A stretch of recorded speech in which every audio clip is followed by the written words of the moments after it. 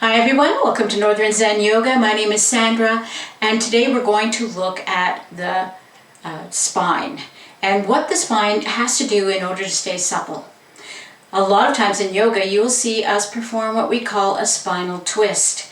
Now for a lot of people, especially new people in yoga and people who are a little bit older and whose spine has got a little bit too rigid, some of these twists become very uncomfortable or sometimes even impossible to do.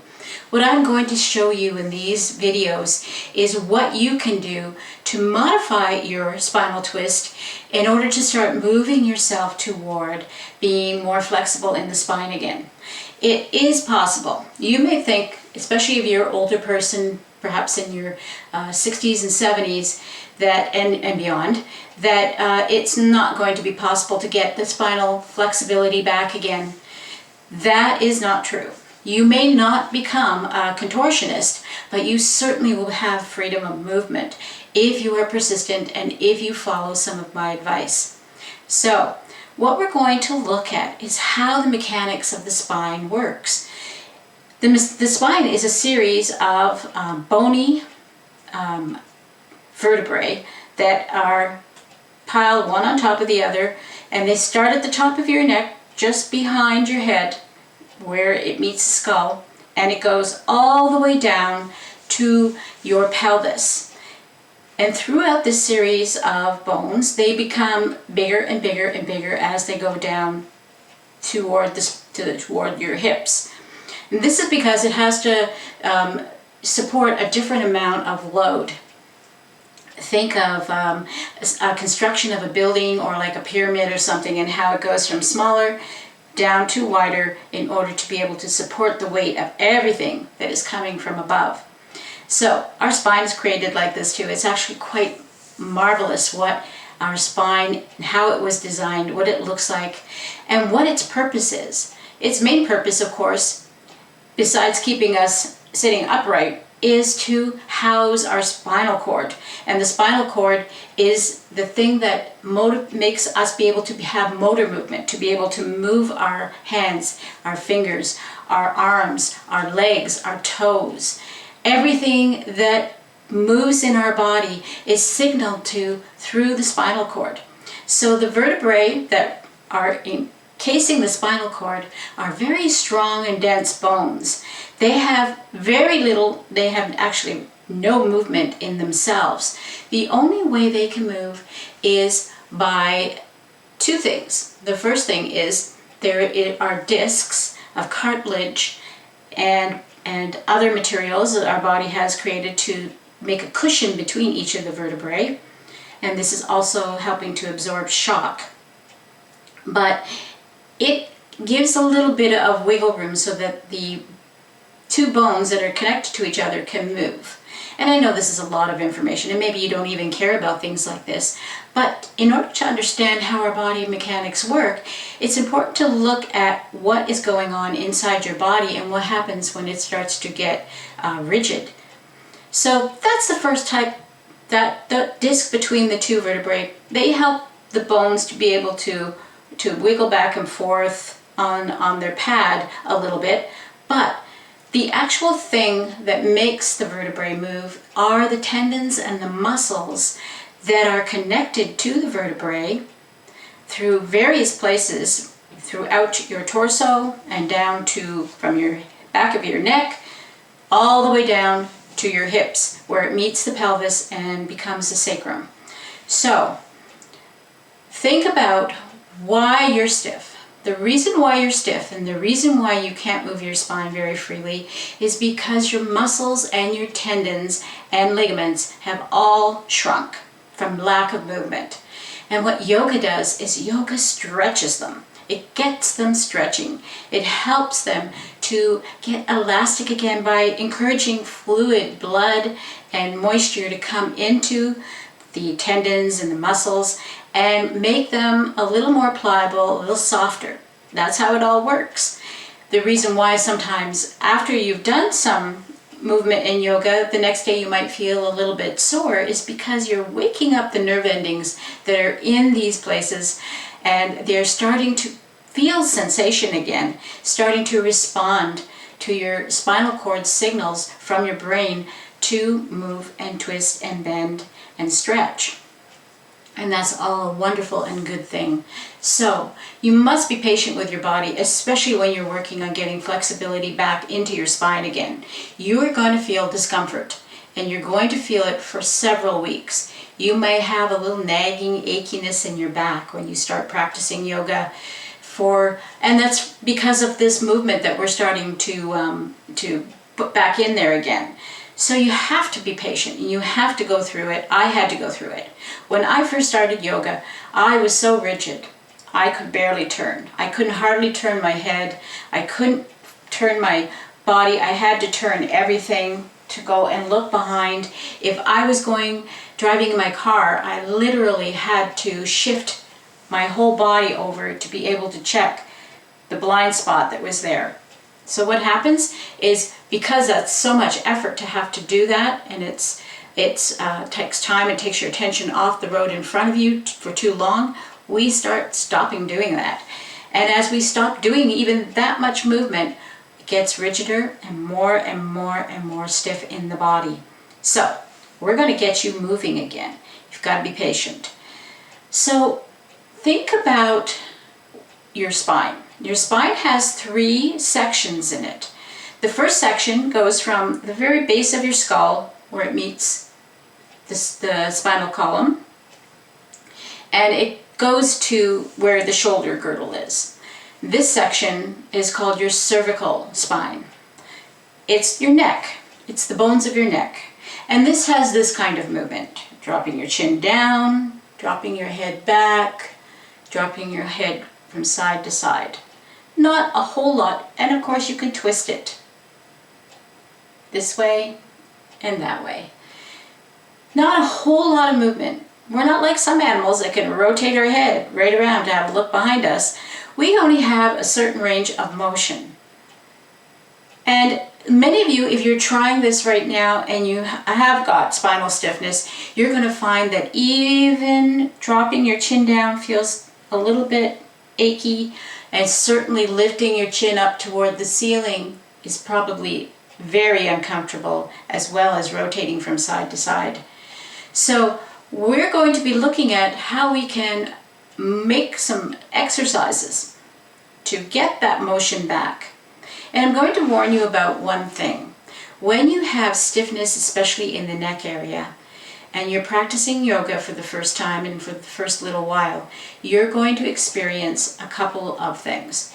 You're going to feel dizzy, and you may even feel nauseous. This is normal. This will go away. As your neck becomes more flexible, and as your spine and your shoulders start to get more flexible in the next section of your spine, you will find that this will go away. Right now what's happening is that you're trying to get yourself to move past your normal range, and that's going to send signals to your brain that you might fall down. And so that's what that dizzy sensation is. That's warning the brain that you're going to fall so that you can do something about it. And the nausea comes from maybe, I'm not exactly sure, I'm not going to make anything up about why people feel nauseous. I know I did. I know a lot of people message me and say, Sandra, I'm doing my yoga and I'm feeling dizzy and nauseous. I think it's got a lot to do with your inner ear. When you're trying to start to move your body in a way that hasn't been moved in a long time, and your equilibrium, and you're feeling dizzy, all those things start to make you feel like you're going to throw up. You need to breathe through it. Just like you would if you were feeling nauseous on any occasion, you need to take those deep belly breaths. I think perhaps what happens is we forget to breathe, and that's what starts the sensation happening. So when you take those deep breaths in and out through the nose, deep into your belly, and exhale slowly and completely, you'll find that it will pass. The other thing that happens is, because the neck is a little bit inflexible when we begin to do yoga, we have a problem with laying flat on our back. Our head is thrust forward slightly, because what happens is, I put my hands so that you can see it, what happens is, as our neck begins to stiffen up, there's a thing that happens where we begin to curl. Our spine begins to curl. And we get a little bit of a lump back here. They call it a widow's hump or dowager hump. And it's because of the fact that our support system here has shrunk. It's not working very well anymore. And so we're starting to drop our head forward. So when we go to lay on our back, this forward thrust of the head, which has become almost permanent, is going to make you feel like you can't push your head back. And that often triggers nausea. So in the first several weeks that you're doing yoga, and once in a while you test the water to see if you can put your head back without getting that sensation, you're going to want to get a small blanket. Perhaps you can get a low pillow, a very flat low pillow. What I usually recommend to make it simple so that everybody has this someplace in their linen closet is to get a hand towel and fold that hand towel until it's a pad that's high enough that when you rest your head back, you feel you don't get that sensation of dizziness or nausea. So that's how you're going to begin when you're laying on your back, and how, in order to get your head to start to lift the chin, but to not expect it to do something too drastic too soon. So please follow that advice, especially if you're experiencing the nausea. There's no reason to feel like, what's the word I'm trying to think of, like you're not good at yoga or you can't do this because you're having these experiences. It wouldn't matter if you were 20 years old and you put your head back and you got dizzy. You're probably having the same experience. It's got nothing to do so much with your age as it has to do with the inflexibility of the neck, the cervical spine. So in that section, we have 7 little vertebrae, 7 little bones that line up. The next section is from the shoulders to just below your rib cage, that section. So it's all in here. This is called the thoracic spine. The thoracic spine is the place where all the ribs are attached to it. And so there's a lot of muscles, there's a lot of tendons and ligaments that are working their way and networking their way across your back, across your chest. And this area is the place in your spine that has just as much movement as the neck does. But in some ways, it can even go further. It can twist a lot farther than your head can when you're moving it. The problem is when people begin yoga and they're asked to do this twist, that they think that they're twisting everything. That this, if you do this, this is quite different experience than if you have your belly forward. And I always suggest that you put your finger right in your belly button, and then you begin to push your shoulder back, and you want to make sure that you keep that belly button facing forward so that you're just twisting the thoracic spine. And you're getting that motion working in there in order for you to be able to start to stretch and strengthen those muscles and tendons that are connected to these vertebrae in order to give you more flexibility. Now again, you're going to feel these things. These things are going to not feel fantastic when you do them. After you've experienced yoga for many, many, many years, doing these movements actually feels wonderful. You feel the tenseness release in your body. But in the beginning, the tenseness is so tense that it's going to feel discomfort. You're going to have a lot of discomfort. So you need to just push through that. You need to go to a place when you twist where you can feel it. You can feel everything pulling. You can feel the twist happening. But you're not feeling and experiencing sharp pain. The same thing with your neck. We never feel sharp pain. Sharp pain is a warning signal that we're doing damage. But that achy, stretchy feeling, that's a good thing. That's telling you that you are waking things up. So remember that. In your spinal twist, I'm going to sit up again and we're going to go through it again. Belly button forward. Then we just start pushing the shoulder back and we start to turn the whole chest in that direction. We're just working that part of the spine. And then I often suggest that you start to follow with your chin and see how far you can turn your neck and combine these two, so that eventually you're going to start to look past and over your shoulder. So, very important, keeping the belly button forward. Just isolating the lower part of your spine and keeping it straight and letting the upper portion of your spine do the twisting. This is what it was designed to do. A lot of times we injure our lower back, and part of the reason why is because we've asked it to do a twist or a bend, flexing it in some way or supporting it in a negative way, that it creates pain, and the discs become sometimes ruptured, or they become pinched, or many other things can happen to those lower lumbar spine and do some injury to those vertebrae and cause constant pain. And we want to not have that happen. And that's why we work on twisting the body in the places where it was designed to twist. So yes, the lower spine, and oh, by the way, this section from our bottom of our rib cage to our shoulder girdle is 12. There's 12 bones there, all the way down. So we've got 7 to the collarbone, and from the collarbone to just below the rib cage, there's 12. And from just below the rib cage to where it joins up into the pelvic girdle, there are 5 bones, and they're the lumbar spine bones. They are very, very critical bones. They are doing most of the work at supporting you in an upright position.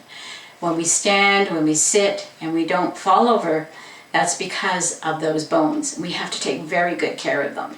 Otherwise, they will give us grief in lots of different ways, as I suggested before. So, putting too much torquing on this part of your spine is not a good idea, because although it has a little bit of movement in the lumbar spine, it can arch, curl, it can move a little bit side to side. It cannot do the twisting that the upper portion of the spine above it can do. And that's why it's important to respect that. We're going to talk about what it does internally. So, internally we have our organs. We have our heart, our lungs, our kidneys, our liver, our gallbladder. We've got all these things inside of us that are packed in there nice and tight. Our abdominal, colon, or all that stuff. All those good things in there that do all the things that they need to do in order to keep us alive and healthy. What happens is when we're not moving our body, when our body is becoming rigid, these things start to not get the movement they need in order to keep the juices flowing inside there and to keep them healthy. And to keep, just like your muscles start to dry out and your tendons dry out when they're not getting enough movement, so does your organs. So you need to think about what this little twist is doing as you're moving. And we're keeping our belly forward and we're twisting our torso this way. And everything that is in that region where that twisting is happening is getting a little squeeze. And that little squeeze activates them and makes them happy. It makes them feel good. It makes them feel alive. And to function properly, we need to keep moving. Human beings were designed to move. We were developed, we were given the ability to run, to walk, to climb, to bend and stretch and move in all kinds of different directions. And by doing those things, we keep our internal organs working properly. And then they keep us alive and healthy, and they don't become diseased. What happens when we stop doing any kind of movement and we just sit all the time? We just sit, and everything becomes stagnant. The blood doesn't get squeezed out of things, and so that new and fresh blood can squish back in again. Juices, internal juices, we have a lymphatic system that takes away toxins and takes away the garbage and dumps it into our intestines that accumulates around things, and they can only function only function with movement. The heartbeat we have will shush blood through the body. If you're not moving too much, it's shushing very slowly. But the lymphatic system requires you to move in order to take out the sludge that's left by the body processing all the things that it's going through and dumping it. So it's important. The lymphatic system depends on you to squeeze it and move it, contracting and relaxing the muscles.